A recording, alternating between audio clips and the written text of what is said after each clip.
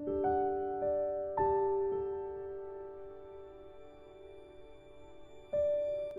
punto de partida de Aristóteles para establecer la forma de vida más digna de elección es separar las cosas buenas de este mundo en tres grupos: bienes externos, bienes del cuerpo y bienes del alma.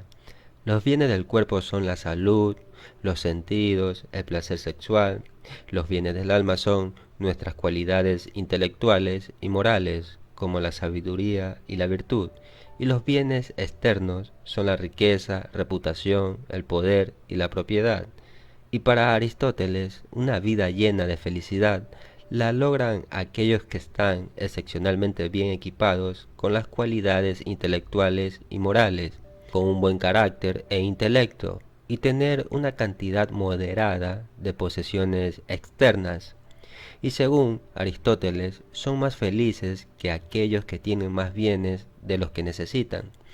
Es decir, que las cosas externas son instrumentos útiles, pero sin embargo, la mayoría de los hombres equiparan incorrectamente la acumulación de cosas externas con la felicidad, y este hábito les impide elegir la mejor vida, ya que en cambio intentan adquirir posesiones en lugar de alcanzar la virtud. Además, la posesión de demasiados bienes corporales y externos pueden alejarnos de buscar una mejor vida y traernos problemas cuando se posee en exceso. Ahora, ¿por qué llega a esta afirmación? Pues simplemente porque la prueba más clara es que los dioses son felices y benditos sin poseer ninguna de estas cosas. Después, en el capítulo 2, Aristóteles busca ver si la felicidad del Estado está construida con los mismos elementos que la felicidad del individuo o no.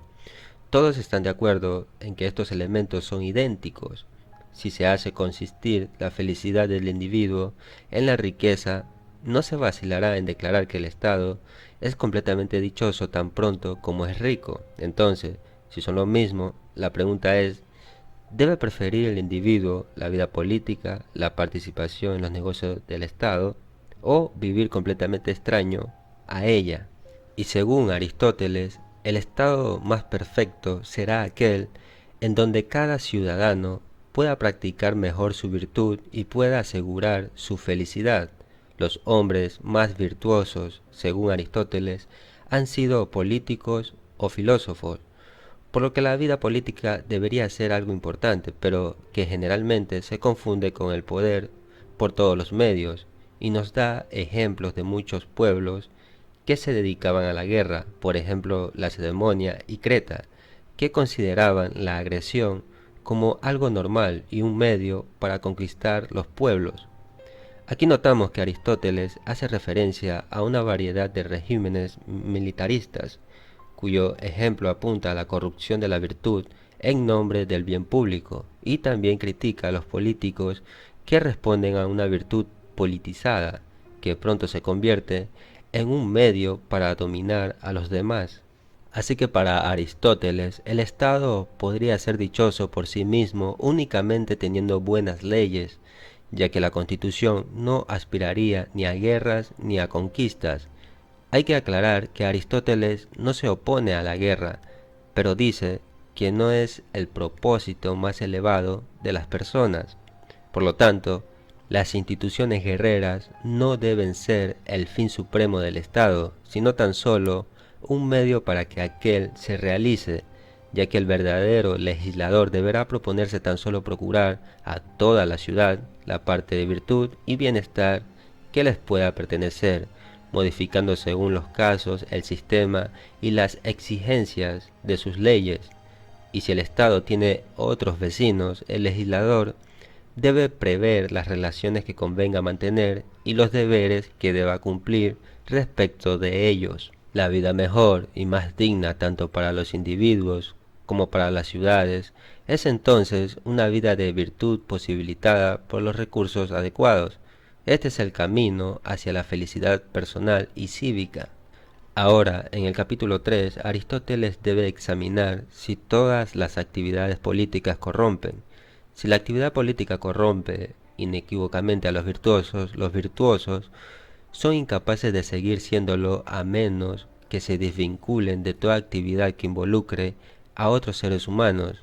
En cambio, Aristóteles postula que los hombres justos y moderados pueden involucrarse en la política de manera virtuosa siempre que sigan siendo justos y moderados. Nada requiere que los justos y moderados se vuelvan como aquellos a quienes gobiernan. Los virtuosos pueden seguir siendo virtuosos incluso si adquieren poder político. El mejor ejemplo de este tipo de actividad política es cuando los iguales se gobiernan unos a otros y son gobernados por turnos.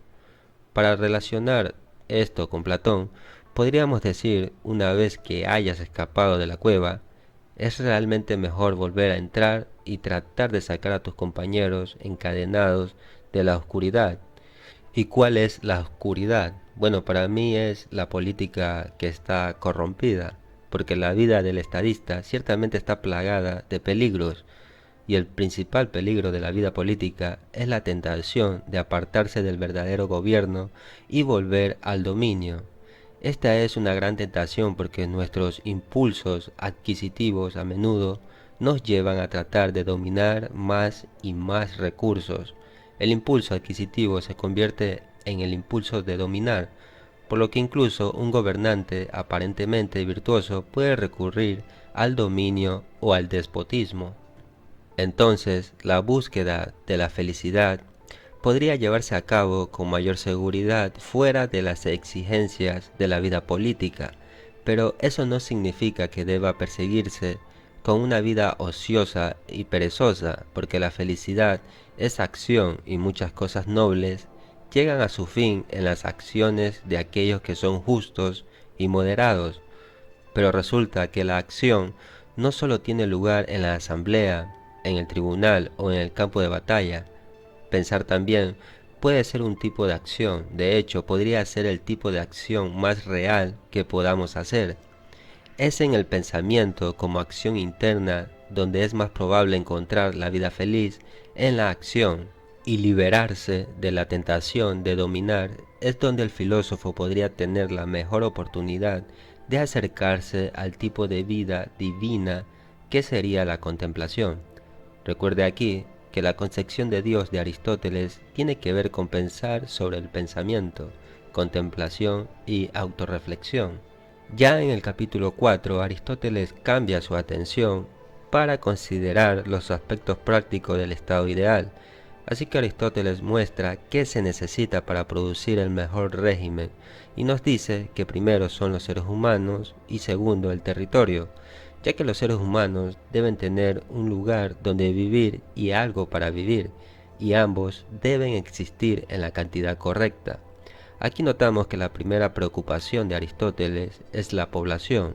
La población de un estado no debe ser ni demasiado grande ni demasiado pequeña, porque demasiado pequeña puede resultar difícil ser autosuficiente y demasiado grande puede ser difícil de gobernar. Es decir, que la grandeza debe medirse por el poder o la capacidad y no por los números. La ciudad tiene cierto trabajo que hacer. Las cosas que tienen un trabajo que hacer son grandes según su capacidad para hacer el trabajo, como en el caso de Hipócrates, que es grande como médico por su capacidad en medicina, no por su tamaño corporal. Por lo tanto, la ciudad es grande de acuerdo con la capacidad de sus seres humanos para hacer el trabajo y no solo de acuerdo con su número. Ahora, ¿cuál debería ser el límite del tamaño de la ciudad? Bueno, el límite del tamaño de la ciudad, tanto inferior y superior, incluye las funciones deliberativas y judiciales de un Estado que depende en gran medida de la capacidad de los ciudadanos para evaluar el carácter de los demás. Para esto deben conocerse unos a otros. La calidad de los ciudadanos es más importante que la cantidad, entonces el número óptimo es el necesario para lograr la autosuficiencia. De manera similar, el territorio debe ser lo suficientemente grande para asegurar la autosuficiencia y el ocio, pero también lo suficientemente pequeño para ser inspeccionable con fines de defensa y facilitación del comercio. Lo que dice es breve y general. El territorio debe ser difícil de entrar para los enemigos, para que la invasión sea difícil, pero fácil de salir para los ciudadanos y de inspeccionarlo, para que los contraataques y la defensa no sean difíciles. Aristóteles aboga por vivir junto al mar y construir un puerto marítimo, aunque advierte del peligro de que extranjeros no deseados invadan la ciudad, ya que vivir junto al mar permite un comercio más fácil, aunque dicho comercio debe llevarse a cabo con un espíritu de templanza en lugar de codicia. Aristóteles también recomienda construir una fuerza naval, pero poniéndola al mando de granjeros y siervos en lugar de ciudadanos. Después, en el capítulo 6, Aristóteles pasa a considerar el tipo de seres humanos en cuanto a cualidad o carácter, pero no se trata del carácter que el legislador deba introducir por la educación, sino el carácter que debe presuponerse antes de la educación, porque la educación presupone la naturaleza y cuanto mejor sea la naturaleza, mejor puede ser la educación. Entonces, dado que el mejor régimen requiere la mejor educación, también requiere las mejores naturalezas. Y aquí Aristóteles determina que los pueblos tienen las mejores naturalezas al observar la evidencia empírica y los materiales para la virtud, el saber, la inteligencia y el espíritu. La evidencia empírica proviene primero del mundo en su conjunto y luego de la propia Grecia. En el mundo como un todo, las personas de clima más frío están llenas de espíritu, por lo que rara vez son gobernadas, pero son deficientes en pensamiento y arte, por lo que no pueden gobernarse a sí mismos ni a los demás. Ahora las personas de los climas más cálidos como Asia tienen pensamiento y arte, por lo que podrían gobernar, pero carecen de espíritu, por lo que son gobernados y esclavizados. Los griegos, por el contrario, tienen ambas características y por lo tanto podrían gobernar a los demás. En consecuencia, si los que tienen un carácter bien mezclado son los mejores para ejercer el gobierno, y dado que el objetivo del mejor régimen es producir buenos gobernantes, es este tipo de carácter el que más se podrá educar a la virtud por el legislador, y que por tanto el mejor régimen querrá en sus ciudadanos. Aquí Aristóteles parece un poco racista o egocentrista, pero sin embargo, esto puede deberse al hecho de que los griegos llegaron a gobernar sobre todo, no por el poder político, sino por la educación, ya que la preferencia de Aristóteles por los griegos se da porque se encuentra en el término medio, de esos dos extremos que son el defecto y el exceso. Cualquier otro pueblo, por lo tanto, que estaba en el mismo término medio, sería igualmente digno de elogio e igualmente adecuado para la educación de la virtud. Después Aristóteles habla sobre la importancia del amor, pero dice que no hay por qué ser buenos con los conocidos y feroces con los desconocidos, ya que no es conveniente tenerlo con nadie. Como se ha mencionado en varias ocasiones, un Estado es una asociación de personas similares con el propósito de vivir la mejor vida posible, y lo mejor es la felicidad que proviene del ejercicio activo de la virtud. Pero los diferentes estados están compuestos por diferentes proporciones de diferentes tipos de personas que buscan su felicidad de diferentes maneras, por lo que llevan sus vidas diferentes y forman diferentes tipos de constituciones. Sin embargo, hay ciertas necesidades que todos los estados deben proveer, como alimento, habilidad, armas, dinero, religión, y un método para llegar a decisiones sobre asuntos de conveniencia y justicia. Estas son entonces las funciones esenciales que deben realizar un Estado. Por lo tanto, serán necesarios diferentes tipos de personas: trabajadores agrícolas para proporcionar alimentos, trabajadores calificados, guerreros, hombres ricos, sacerdotes y jueces. En esencia, Aristóteles ofrece la posibilidad de que los espíritus que defienden los regímenes también puedan estar dotados de pensamiento y arte, mitigando así quizás la lucha entre los elementos cosmopolitas mayores y menores dentro de un régimen.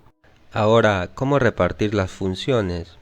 Bueno, Aristóteles nos recuerda que la verdadera marca del mejor régimen es la orientación política de sus ciudadanos hacia la virtud. Ciertas ocupaciones, como la agricultura, si bien proporcionan el sustento de una ciudad, no deben ser asumidas por aquellos cuya principal preocupación es alentar a la ciudad a ser virtuosa. Pero en cuanto a las tareas más importantes como la guerra y el gobierno político, Aristóteles propone un arreglo en que las diferentes personas desempeñarían estas funciones en el momento más apropiado de sus vidas. Es mejor dejar las cosas que requieren fuerza a los jóvenes y dar el poder político a los más virtuosos, ya que ellos tienen el don de la prudencia. Y esto es porque las personas se vuelven diferentes a medida que crecen, porque lo que deben ser educados para ser guerreros cuando son jóvenes, y jueces y deliberantes cuando son mayores. Ciertamente este razonamiento es posible porque se aprende a gobernar siendo gobernado, y porque tal aprendizaje ocurre especialmente en los ejércitos, donde los jóvenes ascienden progresivamente a niveles más altos de gobierno a medida que envejecen, convirtiéndose en generales y por lo tanto en partícipes de los más altos cargos. Se puede resaltar que Aristóteles no concentra el gobierno en pocas manos, sino que lo extiende a toda la masa de ciudadanos. En cuanto a la próxima clase, la de los ricos, esta también debería ser la misma que la clase de los soldados, de los jueces y deliberantes. Y esto es porque los ciudadanos necesitan prosperidad, de lo contrario, no tendrían el tiempo libre o el equipo requerido para practicar la virtud. Por lo tanto, estos deben tener la propiedad, que es la base de la prosperidad. Los demás no son ciudadanos, como los artesanos que carecen de virtud, y por tanto son incapaces de la felicidad, que por definición deben tener todos los ciudadanos en el mejor régimen, y los granjeros, como se muestra al final del próximo capítulo, deben ser esclavos.